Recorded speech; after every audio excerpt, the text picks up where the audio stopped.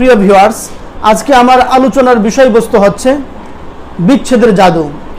সমাধান চাও যদি জীবনে মরণে, ফিরে যাও খুঁজে নাও চোখ রাখো কোরআনে।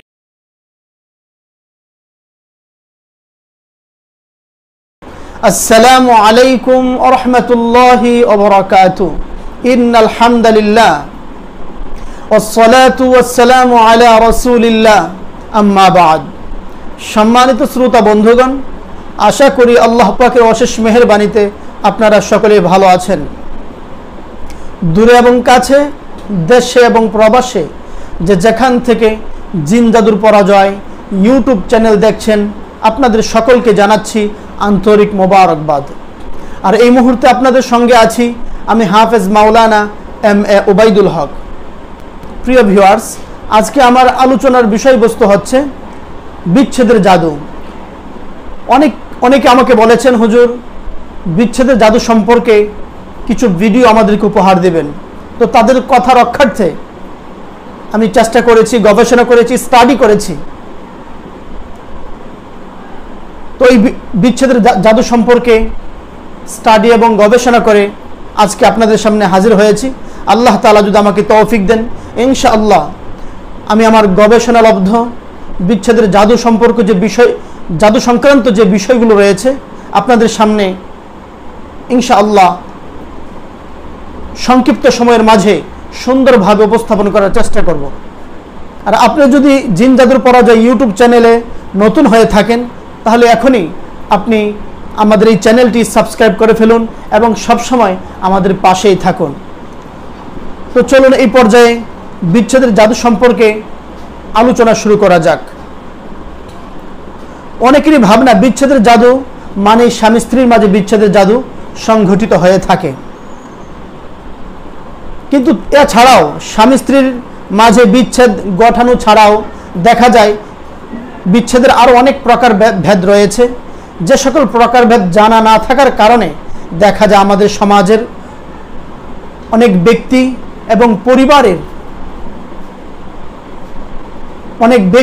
পরিবারে ধ্বংস নেমে আসে। অনেক মানুষ ব্যক্তিগতভাবে ক্ষতিগ্রস্ত হন, পারিবারিকভাবেও ক্ষতিগ্রস্ত হন। ক্যান্সার যেমন প্রাথমিকভাবে যদি ধরা পড়ে যায়, ট্রিটমেন্টের মাধ্যমে অনেক সময় রোগীকে সঠিক চিকিৎসার মাধ্যমে ভালো লেভেলে নিয়ে আসা সম্ভব হয়, কিন্তু সময় যখন ওভার হয়ে যায়, ক্যান্সার যখন ছড়িয়ে ছিটিয়ে যায়, তখন রোগী দিন দিন তার শারীরিক কন্ডিশন খারাপের দিকে যেতে থাকে। ঠিক তেমনিভাবে মারাত্মক ধরনের যে সকল জাদু রয়েছে, তন্মধ্য থেকে অন্যতম একটি জাদু হচ্ছে বিচ্ছেদের জাদু। এই বিচ্ছেদের জাদুতে যদি কোনো ব্যক্তি বা পরিবার আক্রান্ত হন, তখন দেখা যায় সেই ব্যক্তির জীবন ধ্বংস হয়ে যায়। কোনো পরিবারে যদি সেই বিচ্ছেদের জাদু করা হয়ে থাকে, সেই পরিবার ভেঙ্গে তছনছ হয়ে যায়। সেজন্যে বিচ্ছেদের জাদু সম্পর্কে আমাদের সকলকেই অত্যন্ত সচেতন হতে হবে।